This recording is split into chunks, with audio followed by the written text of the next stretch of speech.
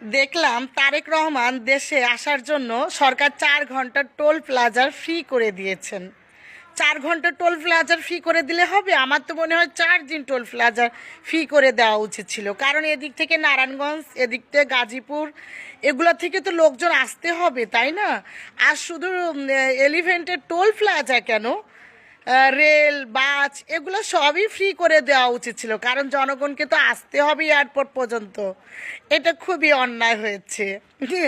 আর দেখেন আমাদের প্রধানমন্ত্রী শেখ হাসিনা, যিনি এগুলো বানিয়েছেন, উনি কিন্তু যেদিন উদ্বোধন করতে গিয়েছেন সেদিনও উনি কিন্তু টোল প্লাজা, টোল ফি দিয়েই তারপরেই কিন্তু বিভিন্ন নদী বা এলিফ্যান্ট এক্সপ্রেসের কথা বলেন, সব কিছুতে উনি কিন্তু টাকা দিয়ে, টোল ফি দিয়ে তারপরে গিয়েছেন। এখানেই কিন্তু পার্থক্য। হ্যাঁ, তবে সরকারের এই যে সিদ্ধান্তটা, অন্যরা বাকিরা কি চোখে দেখছে না দেখছে আমি জানি না, কিন্তু আমি কিন্তু এটা একজন সাধারণ জনগণ হিসাবে মেনে নিতে পারছি না। তার কারণে হচ্ছে, কারণ সবার জন্য সমান হওয়া উচিত ছিল।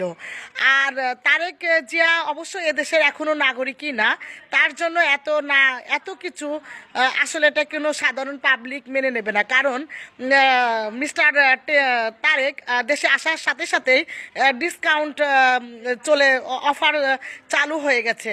তো বাকিটার সময় জনগণ বুঝতেই পারছে কি অবস্থা হতে পারে দেশের। তো দেখতে থাকুন।